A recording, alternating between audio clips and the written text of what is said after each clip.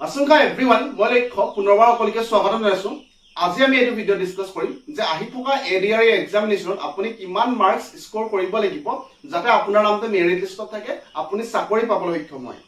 তাৰ আগতে যদি আমি ভালকে চাওঁ যোৱাবাৰ এডিআৰ 5খন পেপাৰ আছিল আৰু 5খন পেপাৰৰ প্ৰত্যেকটো সাবজেক্ট আমাৰ সলভ কৰা আছে ইংলিশে হোক বা ৰিজনিং হোক বা মেথছে হোক বা জিকে পোৰশন অলৰেডি সলভ কৰা আছে আপোনালোকে আমাৰ চেনেলত গৈ চাব পাৰিব।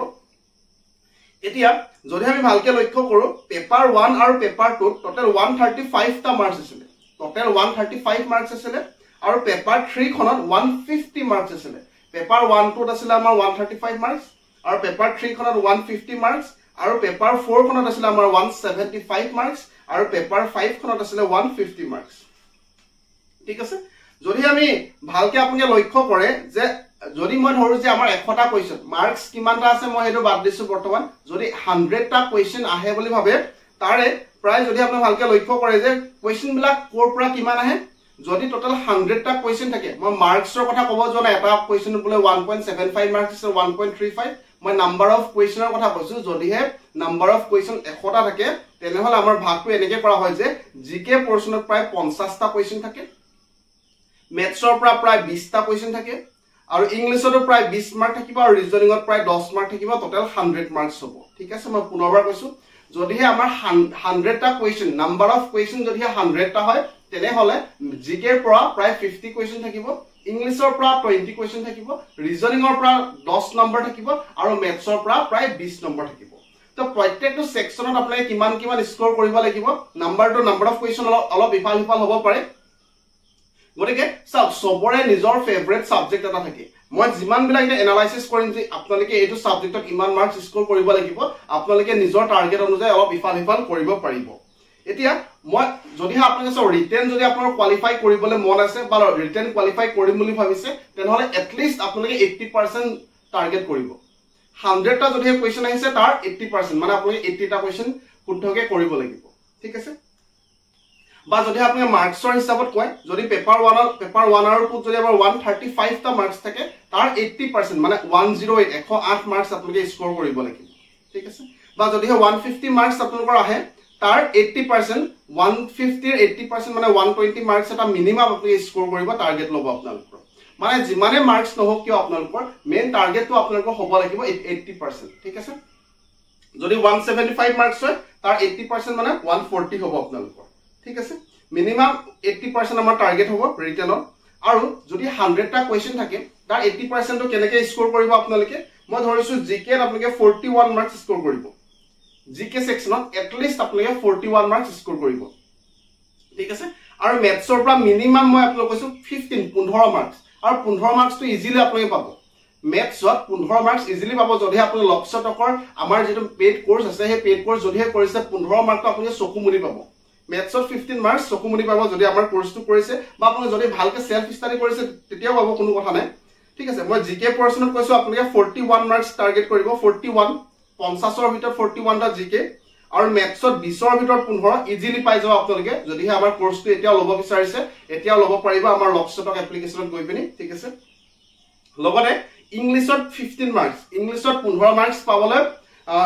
যিসকল গ্ৰেড 3 সকলৰ কাৰণে অলপ সহজ হ'ব কিয় সহজ হ'ব কৈছো মই কাৰণ তাত ৰিডিং কম্প্ৰিহেনশন থাকিব 10 মাৰ্ক আৰু ৰিডিং কম্প্ৰিহেনশন যেহেতু 10 মাৰ্ক থাকিব তাত 10ৰ ভিতৰত 10 স্কোৰ কৰাটো সম্ভৱ হয় কেনেকৈ ৰিডিং কম্প্ৰিহেনশনৰ মাৰ্কস স্কোৰ কৰিব লাগে একেবাৰে কম সময়ত কোৱেশ্চন দেখা মাত্ৰই কেনেকৈ আনসাৰ ওলাব লাগে সেই সম্পৰ্কে আমি ডিসকাস কৰি আহিছো ৰিডিং কম্প্ৰিহেনশনৰ টোটাল প্ৰায় 6টা নে 7টা ভিডিও আমি আপলোড কৰিছো বেলেগ এটা প্লেলিষ্ট বনোৱা আছে যোৱাবাৰ এডিআৰ যেটো কোৱেশ্চন আহিছিল 10 মাৰ্ক ৰিডিং কম্প্ৰিহেনশনৰ পৰা হেতু আমি সলভ কৰিছো অলৰেডি হেতু আপোনালোকে আমাৰ এই ইউটিউব চেনেলতে গৈ পিনি চাব পাৰিব প্লেলিষ্টত গৈ ঠিক আছে। মই কৈছো জিকেৰ পৰা 41 ইংলিশৰ পৰা 15 মাৰ্কস ৰিজনিংৰ মেথছৰ পৰা 15 মাৰ্কস কৈছো আৰু ৰিজনিংৰ পৰা 10ৰ ভিতৰত 9 মাৰ্ক ইজিলি স্কোৰ হ'ব ৰিজনিংটো সকলোৱে কৰিব পাৰে ভাল সাবজেক্ট হয় ট্ৰিক্স এপ্লাই হয় গতিকে ৰিজনিংৰ পৰা 10ৰ ভিতৰত 9 মাৰ্ক স্কোৰ কৰাটো সম্ভৱ হয় আমি প্ৰায়বিলাক ৰিজনিং টপিক অলৰেডি কভাৰ কৰিছো আৰু মক টেষ্ট ৰিজনো আমাৰ কন্টিনিউ হৈ আছে যদি আপোনালোকে এনেকে ফলো কৰে জিকে 41 ইংলিশত 15 মাৰ্ক ৰিজনিংত 10 মাৰ্ক আৰু মেথছত 15 মাৰ্কস তেনেহলে টোটাল আপোনালোকে 80 মাৰ্কস স্কোৰ কৰিব পাৰিব ইজিলি 80 মাৰ্কস স্কোৰ কৰিব পাৰিব আৰু যদি 80 মাৰ্কস স্কোৰ আপোনালোকৰ হয় তেনেহলে আপোনালোকৰ ৰিটেনটো ডেফিনেটলি কোৱালিফাই হ'ব তাৰ পিছত আপোনালোকৰ স্কিল টেষ্টৰ কথা আহিব পুনৰবাৰ কৈছো বহুতে মোক সুধে যে স্কিল টেষ্ট সকলোৰে হ'ব নেকি ডেফিনেটলি স্কিল টেষ্ট সকলোৰে হ'ব যিসকলৰ কম্পিউটাৰ ডিপ্লোমা আছে বা কম্পিউটাৰ সাৰ্টিফিকেট প্ৰভাইড কৰিছে আপোনালোকৰ গ্ৰেড 3 লেভেলৰ কাৰণে তাত কম্পিউটাৰ টেষ্ট হ'ব আৰু যিসকলৰ হায়াৰ সেকেন্ডাৰী লেভেলৰ হয় কম্পিউটাৰ নালাগে বুলি কয় তথাপি তেখেতসকলৰ কম্পিউটাৰ টেষ্ট হ'ব ৰিটেন কোৱালিফাই কৰাৰ পিছত বেসিক কম্পিউটাৰ টেষ্ট এটা আপোনালোকৰ হ'ব আৰু গ্ৰেড 4 সকলৰ কাৰণে ভাইভা হ'ব ঠিক আছে মই পুনৰবাৰ কৈ দিছো আৰু লগতে মই কৈছো মই এইটো কথা অলৰেডি কৈছো আপোনালোকক যে মেথছৰ কোৰ্সৰ কাৰণে আমাৰ কোৰ্সটো যিসকলে লৈছে চকুমুদি 15 প্লাস পাব আৰু যিসকলে মেথছত ষ্ট্ৰং হয় তেখেতসকলে 18 স্কোৰ টাৰ্গেট কৰিব এটলিষ্ট 20ৰ ভিতৰত 18 টাৰ্গেট কৰিব যদি আপোনাৰ মেথছটো আপোনাৰ ফেভাৰিট সাবজেক্ট হয় বা ঠিক তেনেদৰে বেলেগ এটা যদি আপোনাৰ ফেভাৰিট সাবজেক্ট হয় নাম্বাৰটো হেতুত বেছিকৈ বহাবলৈ চেষ্টা কৰিব যাতে বাকি বিলাকৰ পৰা আমি স্কোৰ কৰিব নোৱাৰিলো ওভাৰঅল আমাৰ মিলি যায় আৰু 80 মাৰ্কস এটা আমি 80% নট মাৰ্কস 80% আমি স্কোৰ কৰিব পাৰো ঠিক আছে মেথছটো মই ক'লে এনেকে ঠিক তেনেদৰে জিকে পৰ্চনৰ যেটো মই 41 কৈছো আমাৰ যেটো জিকেৰ মক টেষ্ট আছে 5000 প্লাস এমসিকিউ ইয়াত বহুতে কৈছে যে কেটামান কোৱেশ্চন আমাৰ ৰিপিটেড হৈছে মই আপোনালোকক কথা দিছো যে ইউনিক কোৱেশ্চন এটলিষ্ট 5000 পাব 5000 কে বহুত বেছি পাব আপোনালোকে আৰু total question number of question 5000 নহয় তাতকে বহুত বেছি হ'ব আৰু আমাৰ মক টেষ্টটো পুনৰবাৰ কৈছো পিডিএফ ফৰমেটত নাই এটা প্ৰপাৰ মক টেষ্ট হয় আপোনালোকে কোৱেশ্চন বিলাক আপোনাৰ সন্মুখত আহিব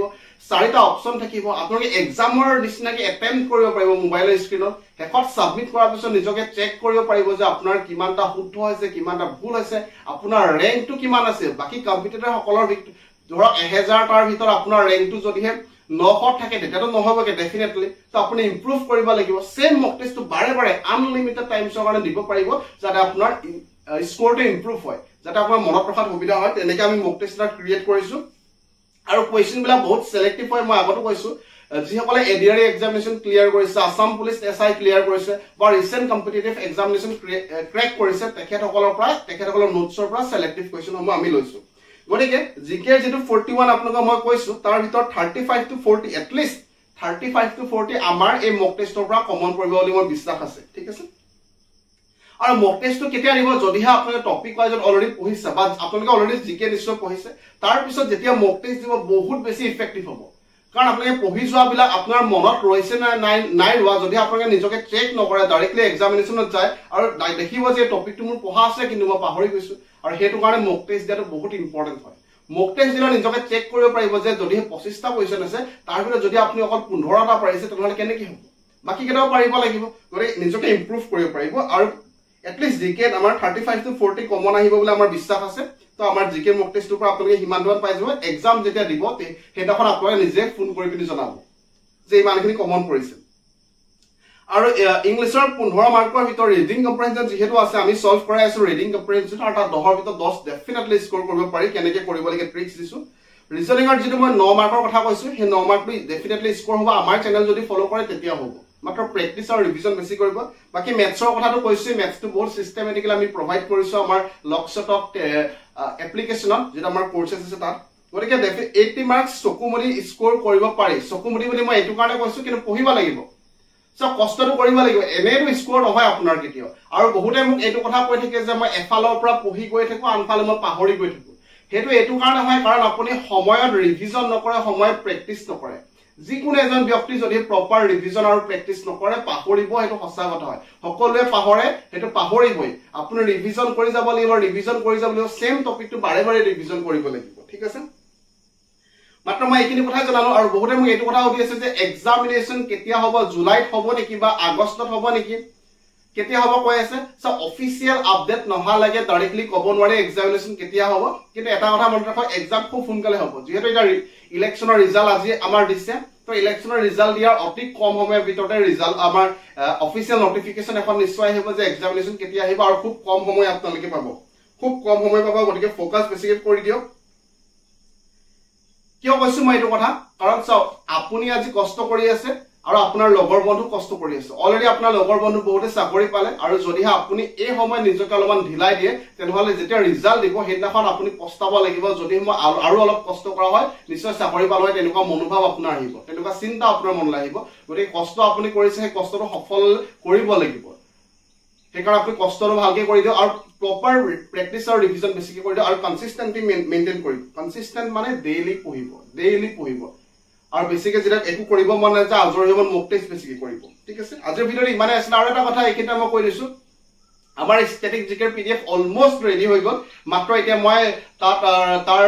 ওপৰৰ পেজটো লগাবলৈ আছে আৰু কন্টেন্ট পেজটো লগাব আছে গতিকে সেই জিকেৰ যিটো ষ্টেটিক পিডিএফ হয় ষ্টেটিক জিকেৰ পিডিএফটো তাত অলমোষ্ট 1000 প্লাস কুৱেশ্যন আছে সেই পিডিএফটো আমি সম্পূৰ্ণ ফ্ৰী কৈ কিন্তু যেহেতু সম্পূৰ্ণ ফ্ৰী কে দিবলৈ মানা কৰে এবাৰ মই ফ্ৰী কে দিম আপোনালোকৰ পৰা কোনো ধৰণৰ পইচা নলওঁ আগতো মই ফ্ৰী কে দিছিলো আমাৰ ইবুক সমূহ কিন্তু এবাৰ মই ফ্ৰী কে ডাইৰেক্টলি টেলিগ্ৰাম চেনেল বা হোৱাটছএপত আপলোড দি নিদু তেখেতসকলে এক্সেছ পাব আমাৰ জিকে ষ্টেটিক জিকেৰ পিডিএফটো যিসকল আমাৰ মক টেষ্টটো পাৰচেজ কৰিছে যাতে কম্পিটিশন বহুত বেছি বাঢ়ি নাযায় সেইটো কাৰণে মই এইটো কৰিছো কাৰণ যোৱাবাৰ যেতিয়া মই ফ্ৰী কে দিছিলো তেতিয়া বহুজনে মোক ফোন কৰিছে বহুতে মেছেজ কৰিছে যে কিয় ফ্ৰী কে দিলে কম্পিটিশন অলৰেডি ইমান বাঢ়ি আছে আপুনি ফ্ৰী কে ইমান ভ্যালুয়েবল মেটেৰিয়েল প্ৰভাইড কৰিছে আৰু কম্পিটিশন বাঢ়ি যাব এনেকে বহুতে কৈছে এই কাৰণে মই কোনো ধৰণৰ পইচা নলওঁ আপোনালোকৰ পৰা কিন্তু যিসকলে মক টেষ্টটো পাৰচেজ কৰিছে তেখেতসকলৰ যাতে আৰু এডভান্টেজ হয় সেই কাৰণে অকল মই তেখেতসকলকে বৰ্তমান শ্বেয়াৰ কৰিম সম্পূৰ্ণ ফ্ৰী কে মই ফোল্ডাৰ এটা বনাই দিম তাত এড কৰি দিম গতিকে ষ্টেটিক জিকেৰ পিডিএফটো পাই যাব আৰু অতি সোনকালে ইণ্ডিয়ান জিঅ'গ্ৰাফিক পিডিএফটো আমি তাতে ষ্টেটিক জিকেৰ যেটো আমাৰ মক টেষ্ট আছে তাতে দি দিম বাকি বহুত বেছি শুভেচ্ছা জ্ঞাপন কৰিছো ভালদৰে প্ৰিপাৰেচন চলাই যাওক কিবা থাকিলে আমাক জনাবলৈ নাপাহৰিব ধন্যবাদ